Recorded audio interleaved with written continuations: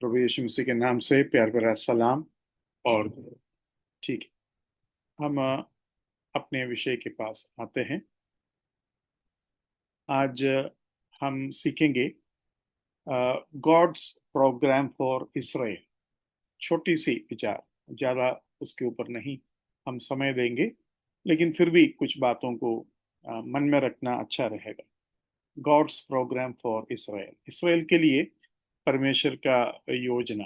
सबसे पहले परमेश्वर ने इसराइल को एक अनोखा जन के रूप में अपने लिए चुना। और हमने देखा पिछले दिनों में कि कैसे परमेश्वर इसराइल के द्वारा पूरा दुनिया को अपना गवाही दे रहा था। तो वो एक स्पेशल जनता है। अभी इस जनता को परमेश्वर ने इतना इस्तेमाल किया कि उनको उनका बेनिफिट्स देना पड़ेगा। मैंने शायद आपको एक बार बताया था कि परमेश्वर ने टायर के लोगों को दंड देने के लिए बाबिलोन के राजा को इस्तेमाल की। लेकिन बाबिलोन के राजा को टायर के ऊपर दंड देने के लिए इस्तेमाल करने के बाद बाबिलोन के राजा को कुछ लूट नहीं मिला, कुछ उधर से धन दौलत नहीं मिला। तो अपने लोगों का मेहनत, अपने सिपाहियों का मेहनत, उनका तनख्वाह, ये सब बाबिलोन राजा फिर कहाँ से देंगे? तो परमेश्वर बाबिलोन राजा को कहता है तुम इजिप्ट के ऊपर हमला करो और उधर तुम्हारा सारे जो है तनख्वाह मिल जाएंगे। मतलब परमेश्वर ऐसे राज्य, जिस राजा परमेश्वर, उसको भी उनका प्रतिफल, उनका तनख्वाह देता है। इसराइल जब मिस्र देश छोड़कर आए, परमेश्वर ने बोला तुम जाकर अपना हक मांगो। वो लोग जाया गया और इसराइल से सॉरी मांगा, मिस्र देश के लोगों से मांगा, और वो पूरा का पूरा देने के लिए तैयार हो गया।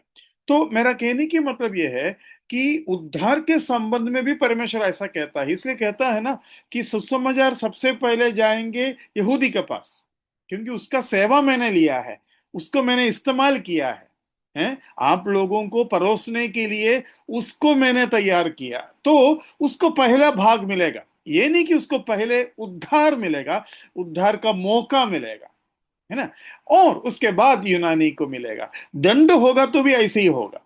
तुमने ज्यादा जाना, तुमने ज्यादा चक्का, तुमको ज्यादा मौका मिला, इसलिए दंड भी तुम्हें पहले मिलेगा। वो भी परमेश्वर का न्याय है। तो परमेश्वर हमारा जो है एक धर्मी परमेश्वर है ना। और ये धार्मिकता एक ऐसा चीज है जो हमारे अंदर वचन जो बताते हैं उसके अनुसार भी होना चाहिए, और उसके साथ साथ जीवन के हर क्षेत्र में होना चाहिए, है ना। जीवन के हर क्षेत्र में होना चाहिए। कोई आपके लिए मेहनत करते हैं, और अगर उसने ज्यादा मेहनत किया जबकि तनख्वाह बहुत कम है, तो आपको सोचकर न्याय के अनुसार देना होगा। अगर वो ज्यादा थका हुआ है, उसके अनुसार देना होगा। अगर वो कम करते हैं तो बात अलग है। मतलब हर जगह आपका एक न्याय अन्याय होना चाहिए, है ना, हर चीज में। और ये नहीं केवल आपने बताया उतना मैंने दे दिया, अभी मेरा काम खत्म। उससे बढ़कर हमारा न्याय होना जरूरी है। तो इसराइल के साथ परमेश्वर ऐसा किया। मैं एक वचन आपसे पढ़वाऊंगा जिससे परमेश्वर इसराइल के बारे में क्या कहता है, जरा सा एक बार हम देख लेते हैं। व्यवस्था विवरण 7 का 6 पढ़िए। व्यवस्था विवरण 7 का 6। क्योंकि तू अपने परमेश्वर यहोवा की पवित्र प्रजा है। यहोवा ने पृथ्वी भर के सब देशों के लोगों में से तुझको चुन लिया है कि तू उसकी प्रजा और निज धन ठहरे। हाँ, देखो कितना अनोखा वचन है और कितना साफ वचन है। ये आपके, ये एक्चुअली हमसे ज्यादा इसराइल का विरोध करने वाले लोग मन में रखना चाहिए, है ना। क्योंकि तू अपने परमेश्वर यहोवा की पवित्र प्रजा है। यहोवा ने पृथ्वी भर के सब देशों के लोगों में से तुझको चुन लिया है कि तू उसकी प्रजा और निज धन ठहरे, है ना। तो परमेश्वर का निजी धन को कैसा भी मैं खत्म करूंगा कर कर कुछ लोग निकले हुए हैं, और सालों से वो बेचारा मेहनत करते हैं, जिंदगी भर गुफाओं में रहते हैं, जिंदगी भर गोली खाते हैं, जिंदगी भर अपने बच्चों को, रिश्तेदारों का जान को खतरे में डालकर अपना जिंदगी को बर्बाद कर रहा है। जबकि परमेश्वर ने कहा है इसराइल मेरा निज धन है। तो वो बात आपका मन में रखना जरूरी है। अभी ये एक ऐसा बर्तन, ये जो जन है, एक ऐसा बर्तन है जो मानव जाति को परमेश्वर के सच्चाई को बता सके और परमेश्वर के उद्धार के कार्य को जो है लोगों तक जो है पहुंचा सके। इसलिए इसराइल को टिके रहना जरूरी है। इसराइल स्रोत है, इसराइल को बर्तन के रूप में इस्तेमाल कर रहा है, इसलिए इसराइल को नाश करना मुश्किल है। अभी इसराइल के बारे में एक और वचन जो बहुत ही मुझे अच्छा लगा आपको पढ़वाऊंगा। यिर्मयाह 31 देखिए, यिर्मयाह 31 उसका 35 से 37 तक पढ़ना है। जिसने दिन में प्रकाश देने के लिए सूर्य को और रात में प्रकाश देने के लिए चंद्रमा और तारागण के नियम ठहराए हैं, जो समुद्र को उछालता और उसकी लहरों को गरजाता है, और जिसका नाम सेनाओं का यहोवा है, वही यहोवा यो कहता है, यदि ये नियम मेरे सामने से टल जाए, तब ही यह हो सकेगा कि इज़राइल का वंश मेरी दृष्टि में सदा के लिए एक जाति ठहरने की अपेक्षा मिट सकेगा। हाँ, 37 भी पढ़िए। यहोवा यो भी कहता है, यदि ऊपर से आकाश मापा जा सके और नीचे से पृथ्वी की नींव खोद खोद कर पता लगाई जा सके, तब ही मैं इज़राइल के सारे वंश को उनके सब पापों के कारण त्याग दूंगा। हाँ, उनके सब पापों के कारण, उनके उनके सब पापों के कारण त्याग दूंगा, ऐसा लिखा हाँ, है। त्याग दूंगा। तो देखो परमेश्वर क्या शब्द इस्तेमाल किया है। परमेश्वर कहता है आकाश और पृथ्वी, सूरज और चंद्रमा को जो नियम मैंने दिया है वो कभी रुकेगा नहीं, और उतना ही ये टलेगा। और भी एक बात कहा कि आकाश अगर नाप सकते हैं और पृथ्वी के नींव, है ना, अगर तुम ढूंढ सकते हैं। देखो कैसे लिखा है, आ, आकाश मापा जाए और नीचे से पृथ्वी की नेव खोद खोद कर पता लगाया जाए। आपको पता है इसराइल में, अमेरिका में, बहुत से देशों में पृथ्वी के नीचे कितना तक जा सकता है इसका मतलब कई बार कोशिश किया गया है और करोड़ों रुपया का बर्बादी हुआ है, लेकिन नहीं हो पाया। प्रभु परमेश्वर बोलता है तुम्हारे पांवों के नीचे है पृथ्वी, उस पृथ्वी का नींव को तुम एक बार पता लगाओ। एक बार मतलब यहां से अंदाजा में तुम कई बात बताते हैं, लेकिन एक बार उधर जाके देख, नहीं जा पाते। तो परमेश्वर ने चुनौती दिया है और टेक्नोलॉजी इतना बढ़ गया फिर भी जो है उधर नहीं जा सकते। उधर नहीं जाने का मतलब, उधर के बारे में मैंने ऐसा पढ़ा कि इतना स्ट्रॉन्ग रॉक है और गरम गरम इतना ज्यादा है कि कोई भी मेटल जो है टिक नहीं पा रहा है, मतलब वो पिघल जा रहा है। खोदने का जो मशीनरी है वो जो है टिक नहीं पा रहा है। तो परमेश्वर का एक चुनौती ये है। तो परमेश्वर ये भी कहता है ऐसा है इसराइल, इसराइल को बचाने वाला मैं हूं। तो यह है इसराइल का युद्ध जब भी हुआ है। एक बहुत ही जाना माना, बहुत ही पावरफुल एक मैगजीन है जहां मतलब बहुत ही सच बातें लिखा जाता है। तो उधर उन लोगों ने कहा है कि whenever there is a war with Israel, there is always involvement of cosmic powers। मतलब अदृश्य, अमानुषिक, मतलब जो मनुष्य की तरफ से नहीं है, ऐसा कुछ ताकत, ऐसा कुछ पावर जब भी इसराइल के साथ युद्ध होता है महसूस होता है। क्या है, कौन है, कहां से है, ये उनको नहीं पता, लेकिन जो हो रहा है ये साधारण चीज नहीं है, कुछ तो असाधारण हो रहा है। ये उनके मैगजीन में एक बार आया। तो परमेश्वर के साथ इसराइल का जो नाता है, जो रिश्ता है, वो एटर्नल है। हम मसीह के साथ का, सॉरी, कलीसिया के साथ का डिस्पेंसेशन सीख रहा है, लेकिन हम बिल्कुल इसराइल को छोटा नहीं दिखा रहा है। लेकिन कलीसिया के सामने इसराइल जरूर छोटा है, लेकिन इसराइल दुनिया में देखा जाएगा कोई मिटा भी नहीं सकते। मतलब इसराइल दुनिया में बहुत बड़ा है, लेकिन परमेश्वर के नजर में कलीसिया उससे कहीं ज्यादा बड़ा है। और और इसराइल को जो मिटा नहीं सकता, वो कलीसिया को क्या करेगा? हाँ, क्रिश्चियनिटी के विरोध में कई ताकत उठते हैं। मैं उनको ये कहना चाहता हूं, क्रिश्चियनिटी का एक पौना भी नहीं है इसराइल। तुम मिटा के दिखा, उसके बाद हमारे पास आ। तुम्हारे पास मिटाने का ताकत है तो इसराइल को मिटा, उसके बाद हमारे पास आ, क्योंकि इसराइल के अंदर से हम आए और पूरा दुनिया में फैल गए। लेकिन ये सच है कि इसराइल के विरोध में कई बार आ, आ, कई ताकतें नाश करने का कोशिश, और पूरे दम निकाल कर, ये नहीं कि पूरे थोड़ा सा कोशिश किया, ऐसा नहीं है। और ये भी है कि छोटा कोई, अभी पाकिस्तान इंडिया का विरोध आएगा, पाकिस्तान के पास कितना ताकत है, लेकिन ऐसा नहीं। दुनिया का सबसे बड़ा ताकत है, जर्मनी जैसे, रशिया जैसे है, सबसे बड़ा ताकत इसराइल के विरोध में जाने का कोशिश किया। हम परमेश्वर और इसराइल के बीच का एटर्नल रिलेशनशिप, वो जो अनंत काल का जो संबंध है, उसके बारे में तीन वचन, कम से कम दो वचन आपके सामने मैं रखूंगा। एक उल्पत्ति 17 का 8 पढ़िए, उल्पत्ति 17 का 8। और मैं तुझको और तेरे पश्चात तेरे वंश को भी यह सारा कनान देश जिसमें तू परदेशी होकर रहता है इस रीति दूंगा कि वह युग युग उनकी निज भूमि रहेगी हाँ, और मैं उनका परमेश्वर रहूंगा। हाँ, कि वह युग युग उनकी निज भूमि रहेगी। ये कब बोल रहा है? ये तो उत्पत्ति 17 ही पहुंचा।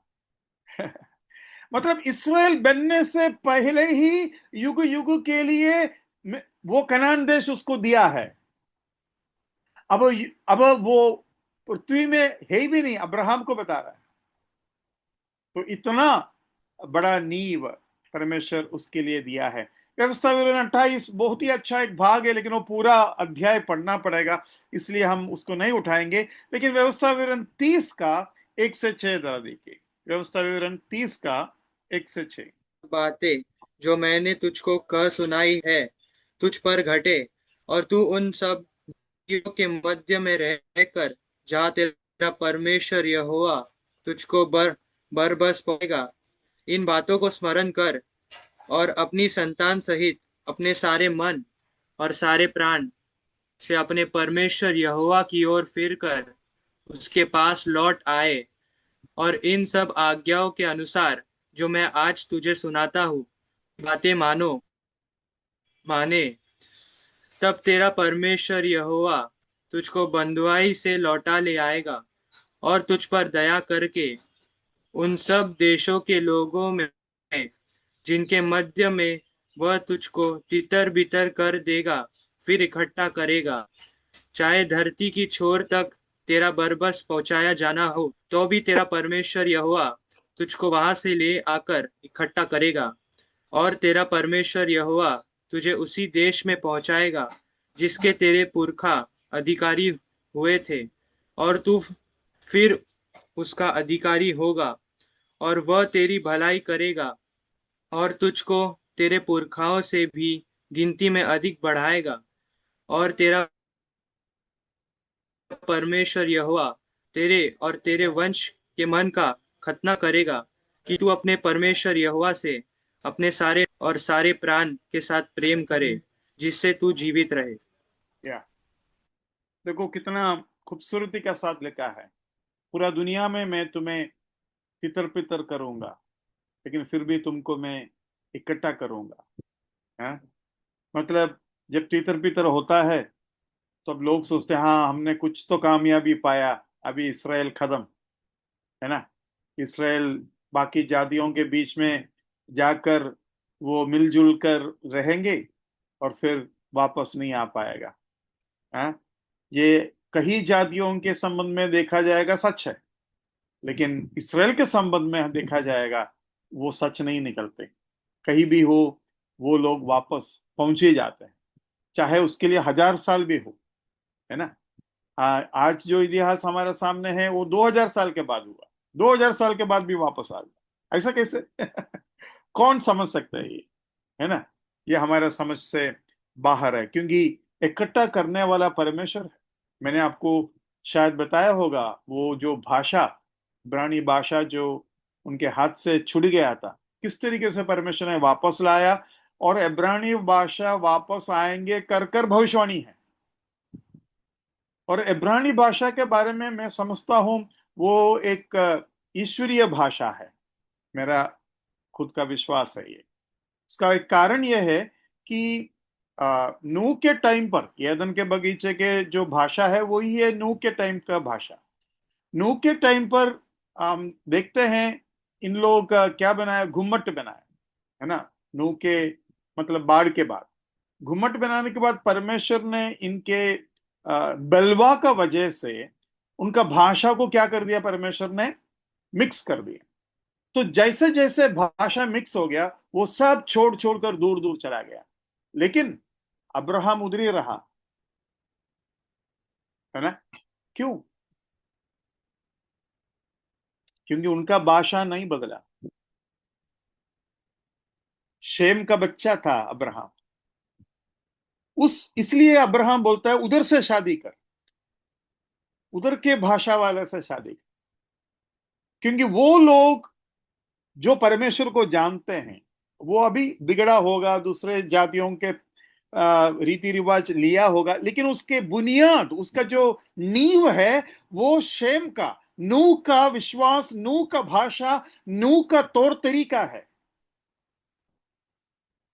इसलिए इसहाक को उधर से शादी करना था, याकूब को उधर से शादी करना था, जबकि सारे लोग अन्य जाति ही माना जाएंगे, क्योंकि उनके भाषा इब्रानी भाषा था। तो मेरा ये विश्वास है कि एदन का बगीचा का भाषा जो परमेश्वर ने आदम और हव्वा से वार्तालाप करने के लिए इस्तेमाल की वो इब्रानी भाषा होगा। और इसलिए अब्राहम का वो जो भाषा है वो भाषा और कहीं भी आपको नहीं मिलते हैं। और वो भाषा जिस तरीके से अर्थ को पहुंचाने का एक क्षमता रखता है, ऐसा क्षमता फिर और कोई भाषा में नहीं है। तो ये इब्रानी भाषा का एक खासियत है। अभी इनको एक संबंध दिया, एक जगह दिया, उसके अलावा उनको एक राज्य भी दिया, किंगडम दिया। किंगडम एक अलग चीज, एक एक राजा का परिवार, एक रॉयल फैमिली, किंगडम दिया। और वो दाऊद का राज्य है। वो उस हिसाब से भी हम एक बार देखेंगे। दूसरा शामुएल 7 का 12 और 14, दूसरा शामुएल 7 का 12 और 14। जब तेरी आयु पूरी हो जाएगी और तू अपने पुरखाओं के संग सो जाएगा, तब मैं तेरे निज वंश को तेरे पीछे खड़ा करके उसके राज्य को स्थिर करूंगा। वचन 14, मैं उसका पिता ठहरूंगा और वह मेरा पुत्र ठहरेगा।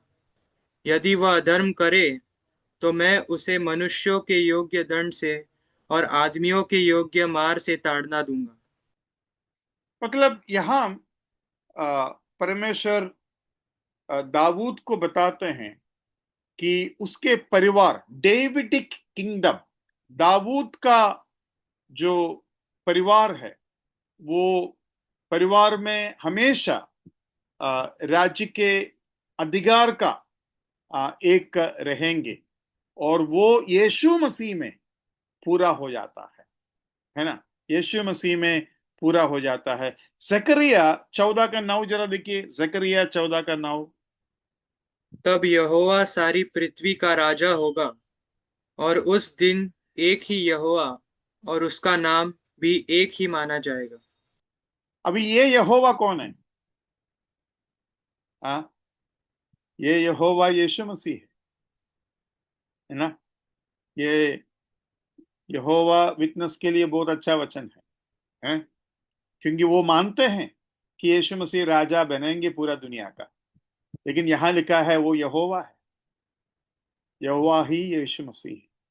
तो वो भी एक सच्चाई उधर मिलता है। तब यहोवा सारी पृथ्वी का राजा होगा। और मुसलमान लोग भी इस बात को मानते हैं कि मसीह आएंगे और सारे पृथ्वी के ऊपर मसीह, यीशु मसीह राजा होगा, ये मानते हैं। लेकिन यहां लिखा है यहोवा राजा होगा, क्योंकि यीशु मसीह ही यहोवा है। ये बात आप याद कर सकते हैं। हबक्कुक 2 का 14 जरा देखिए, हबक्कुक 2 का 14। क्योंकि पृथ्वी क्योंकि यहोवा की, हाँ पढ़िए। क्योंकि पृथ्वी यहोवा की महिमा के ज्ञान से ऐसी भर जाएगी जैसे समुद्र जल से भर जाता है। हाँ, क्योंकि जब मिलीनियम होगा, 1000 साल का राज्य होगा, तो परमेश्वर का ज्ञान या यीशु मसीह का ज्ञान सारे जीवन के हर जरूरत, समस्या, चुनौती के ऊपर होंगे। देखो, अभी मैं अक्सर प्रभु से यह चीज प्रार्थना करता हूं, प्रभु मुझे ज्ञान दो कि मेरा व्यक्तिगत जीवन, पारिवारिक जीवन, आ, कलिसिया के जीवन, यहां सब आपका अगुवाई, आपका ज्ञान का फायदा, फर्क, अनोखापन मुझे महसूस करने दे। अगर आपका ज्ञान मुझ में होता, देखो जब सुलेमान राजा परमेश्वर का ज्ञान को इस्तेमाल किया और शेबा रानी आई, तो बोलते हैं आपके नौकरों के चाल चलन, उनके उनके ढील डोल, उनके रहन सहन, उनके कपड़े, मतलब हर चीज में एक अनोखापन था। क्या तरीका है, मतलब हर चीज में एक ज्ञान है ना, हर चीज में एक ज्ञान है। ऐसा ज्ञान हमारे अंदर होता तो कितना अच्छा होता। तो ये चीज कभी कभी मैं प्रभु से प्रार्थना करता हूं, प्रभु आ, आ, वो फर्क, चाहे छोटी बात क्यों ना हो, चाहे क्या बोलते हैं, नाना धोने के बाद, खाने के बाद, या कोई भी चीज, हर चीज में ज्ञान की जरूरत है कि नहीं, हर चीज। और वो अलग से अगर दिखाई देता है, तो शेबा रानी सुलेमान के राजमहल के तौर तरीका, लोगों का आना जाना, उसका क्रम, उसका, उसमें जो ज्ञान दिखता है ना, वो शेबा रानी को बहुत छुई। क्या अरेंजमेंट है। तो ये अक्सर मैं प्रार्थना करता हूँ, क्योंकि मुझे लगता है वो ज्ञान का कमी है ना, वो ज्ञान का कमी है। कलीसिया में भी है, वो ज्ञान इस्तेमाल अगर होता तो कितना अच्छा होता। तो सुलेमान का प्रार्थना सारे लोग करना चाहिए, पढ़े लिखे हो या अनपढ़ हो, है ना, सारे लोग करना चाहिए, है ना। और धन और जीवन और हर चीज में, वचन के पढ़ाई में, समझ में, हर चीज में ये ज्ञान हमें काम आने वाला चीज है। हबक्कुक 2 का 14 में भी ये बात बताया है कि क्योंकि पृथ्वी यहोवा की महिमा के ज्ञान से ऐसी भर जाएगी। यहोवा की ज्ञान, वो यीशु मसीह का ज्ञान है। यीशु मसीह के बारे में लिखा है, he is the wisdom of God, परमेश्वर का ज्ञान है यीशु मसीह। तो यहोवा यीशु मसीह है कर कर भी इस पढ़ाई के बीच में आपको मैं याद दिलाना चाहता हूं। अभी इसराइल को हमने देख लिया, लैंड दिया, किंगडम दिया, एक फैमिली दिया। लेकिन कलीसिया को तरफ अब जब आते हैं, God's program for the church. अभी तक मैंने गॉड्स प्रोग्राम फॉर इज़राइल बताया, लेकिन अभी मैं बता रहा हूं God's program for the church. यह सच है कि परमेश्वर यीशु मसीह जब नया नियम में आए, सबसे पहले वो इसराइल से बातें की। यूहन्ना 1 का 11 में लिखा है ना, वो अपनों के पास आया और अपनों ने उन्हें स्वीकार नहीं की। मतलब सबसे पहला मौका अपनों को ही परमेश्वर ने दे दिया। लेकिन उसके बाद जब उन्होंने यीशु मसीह को क्रूस पर चढ़ाया, तब तब यहूदी के दिमाग में झटका देने वाली एक बात परमेश्वर ने बताया, वो ये है, मैं एक नया शरीर बनाने जा रहा हूं।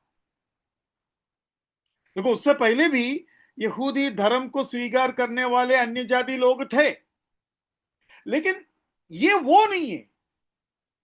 अन्य जाति लोग यहूदी धर्म स्वीकार कर कर खतना लेकर सिनेगोग में आकर या मंदिर में आना, ये सब होता रहता था।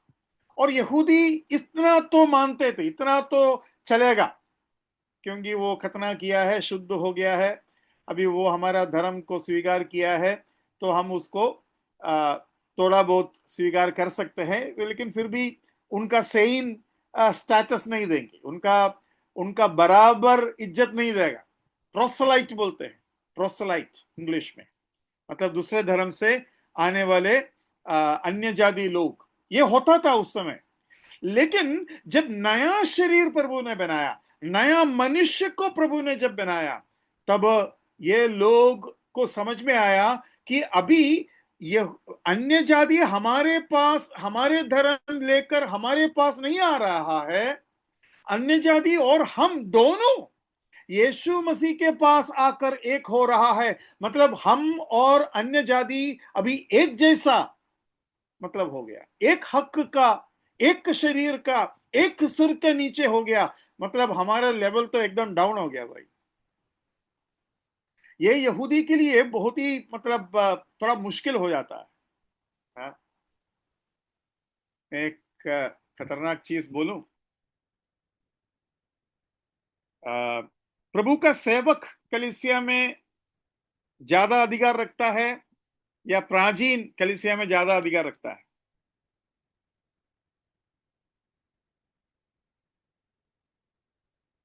प्राचीन ज्यादा रखता है। प्राचीन ज्यादा रखता है। Thank you brother. लेकिन ये सच है कि जो सुसमाचार सुनाकर जो नया कलीसिया बनता है, उस कलीसिया में वो सुसमाचारक एक प्राचीन का कार्य भी करता है। ये आप मन में रख लेना, क्योंकि वो कलीसिया था ही नहीं उधर। लेकिन अक्सर अगर एक कलीसिया में अगर एक सुसमाचारक पैदा होता है, जन्म लेता है, मतलब प्रभु ने उसको बुलाया और कलीसिया उसको कमेंट कर कर भेज रहा है, वो एक अलग बात है। लेकिन वो सुसमाचारक को और कोई कलीसिया कमेंट किया होगा, उधर वो प्राचीन का नीचे है। लेकिन उसके द्वारा अगर कलीसिया बनता है, वो प्राचीन का काम भी उसको ही करना पड़ता है शुरू शुरू में, फिर धीरे धीरे प्राचीन लोग आते हैं, लेकिन उसका एक दर्जा अलग होता है। लेकिन ये चीज कई सुसमाचारकों को थोड़ा प्रॉब्लम होता है। अरे भाई साहब, कैसे यार, मैंने सब कुछ सिखाया, उसके बाद उसका अधिकार मेरे से भी ज्यादा हो गया, ये ठीक नहीं है। इसलिए मैंने बोला, आपने सिखाया, आपने प्रभु में लाया, और आप ही के द्वारा प्रभु ने इस कलीसिया का स्थापना किया, तो आपका एक अलग भूमिका रहता है, उसमें कोई शक नहीं। लेकिन सच कहूं तो जैसा दिनेश ब्रदर ने बताया, प्राचीन का अधिकार ज्यादा है। उसमें और एक कारण है। उसका कारण यह है कि प्राचीन हमेशा स्थानीय कलीसिया के लिए होता है, जबकि सुसमाचारक सारे कलीसिया के लिए होता है, क्योंकि वो बाहर जाने वाले आदमी है। देखो, प्रेरित एफएसी का प्रेरित, फिलिपी का प्रेरित ऐसा है क्या? नहीं, प्रेरित सारे कलीसिया के लिए है। वैसे ही भविष्यवक्ता है, वैसे ही सुसमाचारक है, और वैसे ही पास्टर टीचर है। एफएसी का पत्री 4 में ये चारों पद आपको मिलेगा। ये चारों यूनिवर्सल या सार्वलौकिक कलीसिया के लिए है। ये स्थानीय कलीसिया में उसका फायदा मिलता है, लेकिन स्थानीय कलीसिया के लिए प्राचीन होता है। सेवक मतलब डीकन, वो जो सेवक है वो अलग का सेवक है। तो दास मतलब सुसमाचारक नहीं है। तो प्राचीन और डीकन मेनली होता है, जबकि बाकी ये जो चारों पद मैंने जो बोला वो सारे कलीसिया के लिए होता है। और अभी प्रेरित और भविष्यवक्ता नींव बन गया। एफएसी 2:20 में हम पढ़ते हैं कि वो कलीसिया का नींव है। जब नींव खत्म हो गया तो बाकी कौन रह गया? सारे कलीसिया के लिए, सारे कलीसिया के लिए पास्टर टीचर। पास्टर टीचर में हमेशा एक साथ बोलता हूं, क्योंकि एफएसी का पत्री में भी पास्टर टीचर एक व्यक्ति का, एक शिक्षा का दो दो पहलू है। और क्या बोलते हैं सुसमाचारक। तो ये जो दो लोग हैं, ये प्रथम रूप से सारे कलीसियाओं को फायदा मिलने वाला चीज है। लेकिन प्राचीन एक से ज्यादा कलीसिया का प्राचीन नहीं बन सकता, या नहीं बनना चाहिए। ऐसा कभी कभी माहौल पैदा होता है। जैसा कि सोचो, आपका कलीसिया से एक छोटा भाग दूसरा जगह पर आराधना कर रहा है, और शुरू शुरू में उधर कोई प्राचीन नहीं है, तो यहाँ का प्राचीन उधर थोड़ा सा मदद कर दिया। ऐसा कभी कभी होता है। लेकिन अक्सर एक प्राचीन एक ही जगह पर अपना सेवकाई में सीमित है, और वैसे ही डीकन सीमित है। ये बात अपने मन में रखना जरूरी है। लेकिन सुसमाचारक का ज्यादा जिम्मेवारी, जिस कलीसिया को उसने मेहनत कर कर प्रभु के ओर से लाया, उसके ऊपर ज्यादा जिम्मेवारी रहता है, वो एक अलग बात है। तो वो भी आपको इसके साथ साथ मैं बताने का कोशिश करता हूं। तो हम देखते हैं कि कलीसिया एक नया शरीर बन गया, एक नया मनुष्य बन गया। एक दो वचन हम उठाएंगे। पहला कुरिन्दी 10 का 32 देखिए। पहला कुरिन्दी 10 का 32। तुम न यहूदियों न यूनानियों और न परमेश्वर की कलीसिया के लिए ठोकर के कारण बनो। हाँ, मतलब पौलुस ये बोलते हैं कि give no offence either to the Jews और टू द जेंटाइल्स। किसको बोल रहा है? तुम ठोकर का कारण मत बनो। किसको बोल रहा है?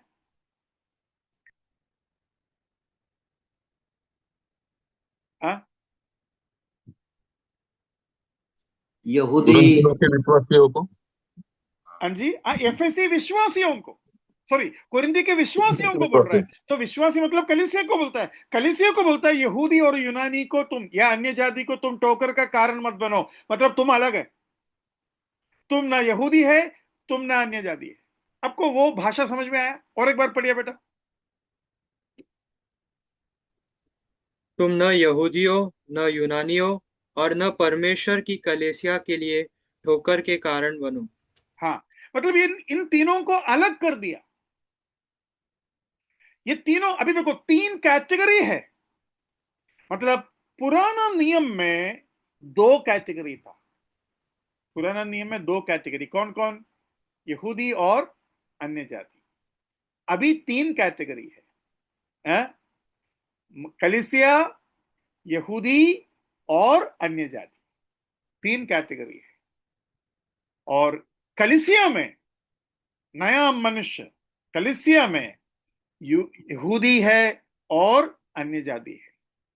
ये है कलीसिया के लिए परमेश्वर का प्रोग्राम का पहला स्टेप।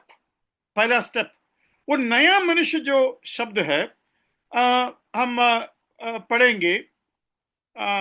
एफएसी 2 का 15 देखिए। नया मनुष्य को जरा देखते हैं।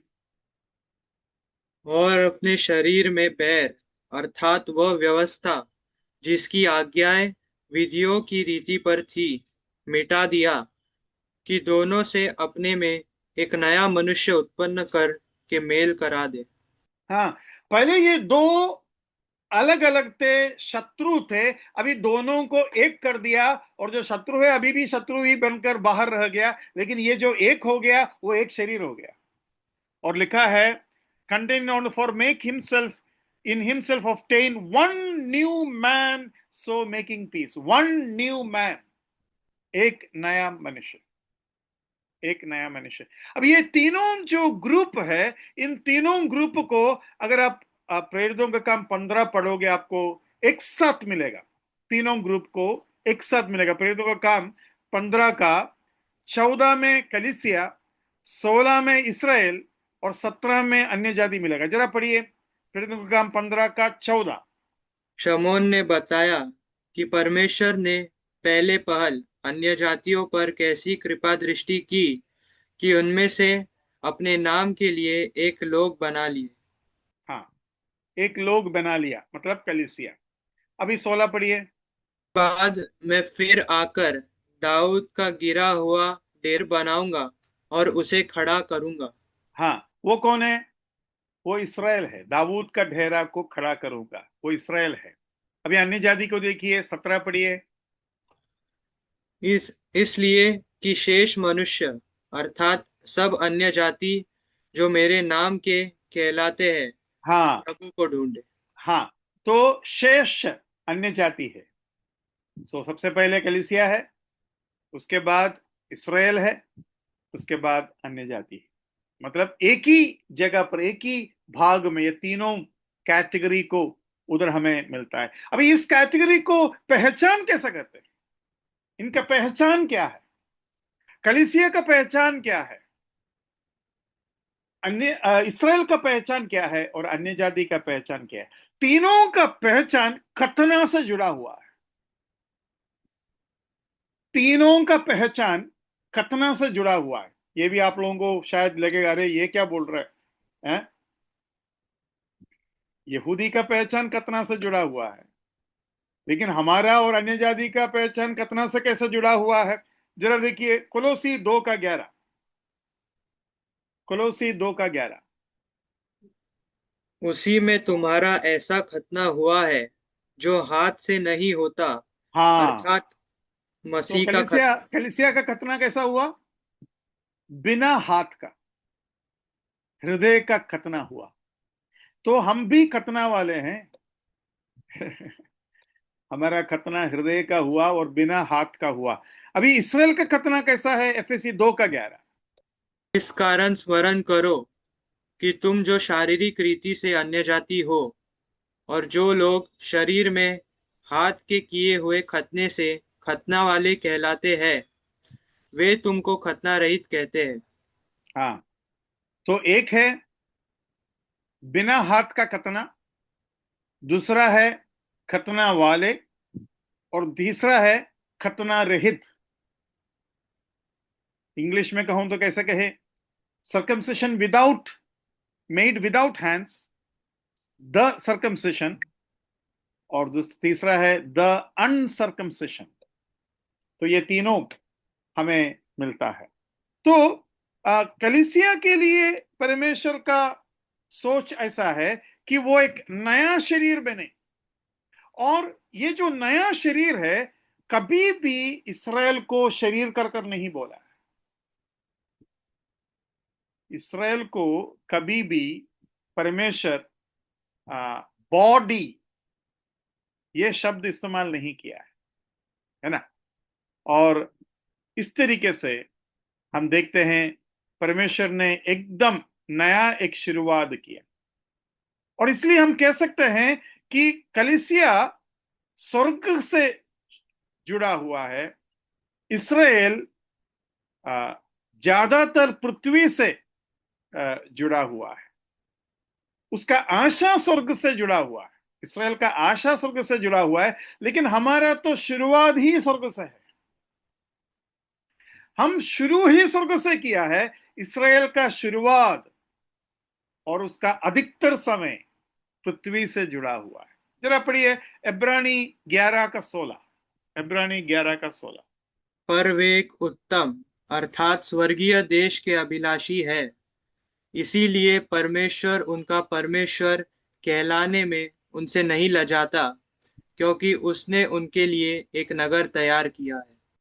हाँ, तो हमारे साथ परमेश्वर का जो रिश्ता है वो जन्म से है, लेकिन इसराइल के साथ परमेश्वर का जो रिश्ता है वो पृथ्वी से होकर है, और पृथ्वी में ही उसका ये होगा। ये जो नया नगर है वो जो है आ, कलीसिया के लिए ज्यादा महत्वपूर्णता या भाग देते हुए होगा।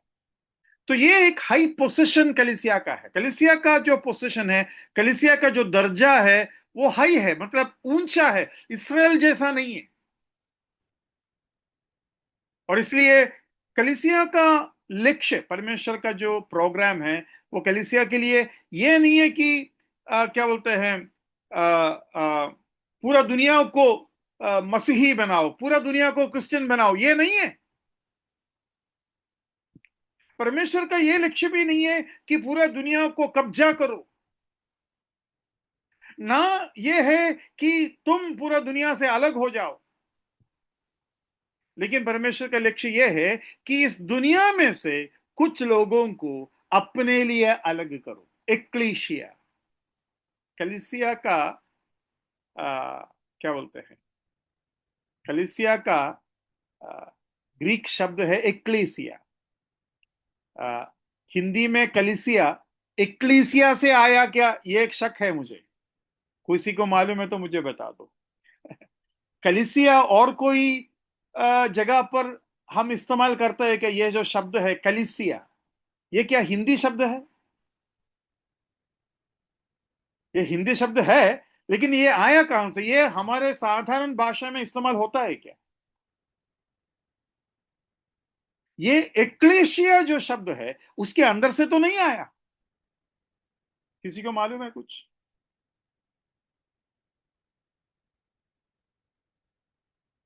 मैं पूछ रहा हूं, मुझे नहीं मालूम। नहीं, ऐसा लगता ये है। उच्चारण जो है ना ब्रदर, हाँ कलीसिया और एक्लेसिया, उच्चारण में ऐसा लगता है कि वो एक्लेसिया से कलेसिया हुआ। हाँ, क्योंकि साधारण भाषा में साधारण हिंदी भाषी लोग कलीसिया शब्द और कोई जगह के लिए और कोई झुंड के लिए इस्तेमाल होता है क्या, मुझे नहीं मालूम। हाँ, कोई बात भाई बता रहे थे, भाई बता रहे this is not Hindi word. ये उधर से, जैसे कि बैप्टिज्म, बपतिस्मा, बपतिस्मा हिंदी शब्द नहीं है। जी। साधारण बैप्टिसियो लोग। जो ग्रीक शब्द है उस उधर से आए। हाँ और कौन बता रहे थे कुछ? हाँ हाँ, ये वो साधारण शब्द नहीं है, वो इक्लेसिया है, अलग किए हुए, निकाले हुए लोग। हाँ, तो एक्लेशिया जो शब्द है उसका मीनिंग है सेपरेटेड फॉर। सेपरेटेड फॉर, कुछ काम के लिए, कुछ मकसद के लिए, कुछ वजह से अलग किए हुए लोग। तो कलीसिया के लिए परमेश्वर का प्रोग्राम यह है कि संसार से, दुनिया से कुछ लोगों को अपने लिए अलग करो, जिसका जन्म ही स्वर्ग से होता है। वो इस दुनिया का है ही नहीं। मैं इस दुनिया का नहीं हूं, इसलिए तुम भी इस दुनिया का नहीं है। ये दुनिया मुझे बाहर करता है, तुम्हें भी बाहर करता है। हम तो सचमुच में फॉरेनर है। इनको अगर बोलना है ना पाकिस्तान जाओ, अमेरिका जाओ, इनको एक्चुअली बोलना है जाओ भाई स्वर्ग में। हाँ? अगर इनको कोई भी हमसे नफरत करते हैं, हमसे अगर कहना है तो ये कहना पड़ेगा भाई साहब आप लोग अपने जगह जाओ। यीशु मसीह को पूछा तुम कहां से है, पिलातुस ने पूछा, क्योंकि लोग बोला ये परमेश्वर का पुत्र है कर कर कहा। तो पिलातुस को समझ आ रहे मैं तो बेकार में इसको हेरोदा का पास भेजा, सोचा ये गलील से है। मैं तो बेकार में इसके ऊपर न्याय कर रहा हूं, सोचा ये जेरूशलेम से है। लेकिन अभी पता चला ये तो पृथ्वी में से नहीं है। अरे भाई तुम है कहां से, ये पहला तो उसने पूछा यीशु मसीह से।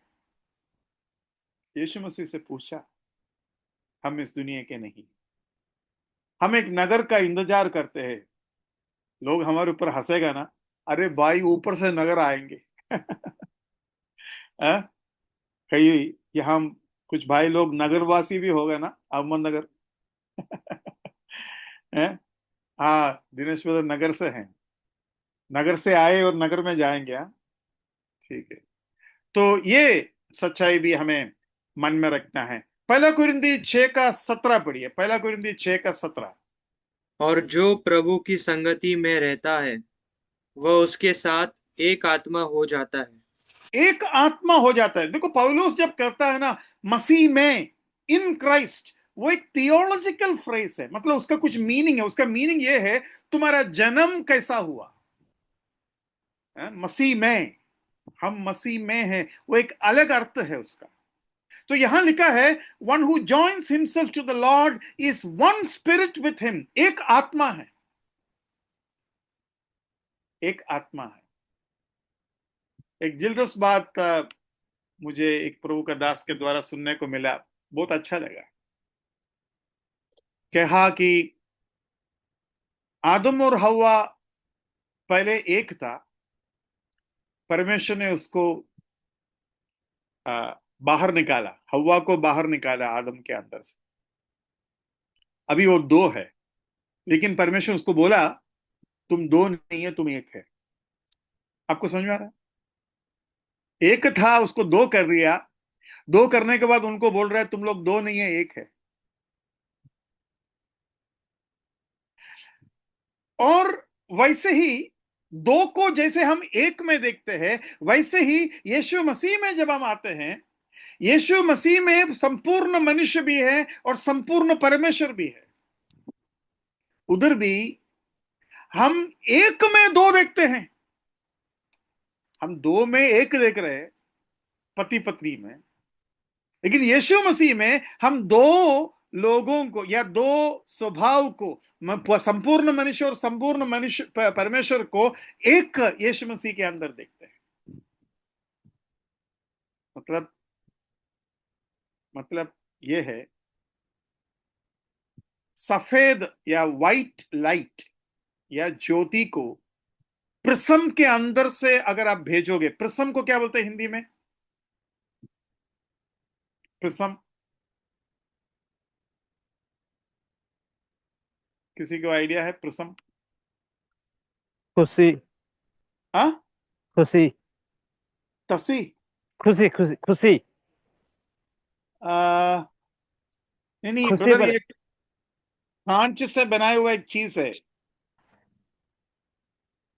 प्रिज्म। आपको मैं उसका फोटो दिखाता हूं तो समझ में आ जाएगा। ये है प्रिज्म। अभी ये है व्हाइट लाइट, दिखाई दे रहा है ना? दिखाई दे रहा है। ओके। अभी ये जो है,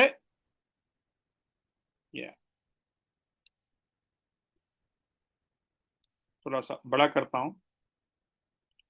ये देखो, ये व्हाइट लाइट है। यहां से व्हाइट लाइट आएगा तो सात लाइट बाहर आएगा, सात कलर। लेकिन ये सात कलर को आप उल्टा प्रिज्म के अंदर डालोगे ना, तो एक लाइट बाहर आएगा, व्हाइट लाइट। ये आप लोग सीखा होगा ना? और यही टेक्नोलॉजी है हिंदी जो हिंदी में मालूम नहीं, हाँ, हिंदी में मालूम नहीं, लेकिन मराठी में शायद उसको लोलक कहते हैं। ओके। आ, मुझे समझ में नहीं आया क्या शब्द है वो, लेकिन जो भी है, मैं आपको ये बताना चाहता हूं, एक लाइट जाने से सात कलर आएगा। संदेश का या चश्मे, समक्षेत्रा, समक्षेत्रा, ओके। तो समक्षेत्रा, ठीक है। तो एक लाइट जाने से सात कलर आएगा। सात कलर अगर आप प्रिज्म के अंदर भेजोगे तो एक व्हाइट लाइट आएगा, एक व्हाइट लाइट आएगा। और परमेश्वर ज्योति है, और बाइबल कहता है परमेश्वर के आत्मा का सात स्वभाव है। सात आत्मा कर कर भी लिखा है, जबकि वो सात स्वभाव है। मेरा कहने की मतलब, अभी हम यीशु मसीह के अंदर है, हम यीशु मसीह के अंदर है। और परमेश्वर के प्रोग्राम में सबसे पहला ये है, हम प्रभु में जन्म लेकर स्वर्ग से शुरू कर कर प्रभु से ही आगे बढ़ेंगे। तो परमेश्वर का इस्राएल के लिए जो प्रोग्राम है वो अनंत काल तक है। और उसको जो जगह दिया कनान, उसको जो परिवार दिया दाऊद, और उसमें जो राजा का अंश दिया यीशु मसीह के द्वारा, हमेशा हमेशा के लिए है। जबकि हम कलीसिया के पास जब आते हैं, कलीसिया का सबसे पहला बात यह है, आत्मा में यीशु मसीह के साथ हम जुड़ जाते हैं। इसलिए हम यीशु मसीह का शरीर है और यीशु मसीह हमारा सिर है। जबकि ये भाग्य, ये सौभाग्य कलीसिया को नहीं मिला है।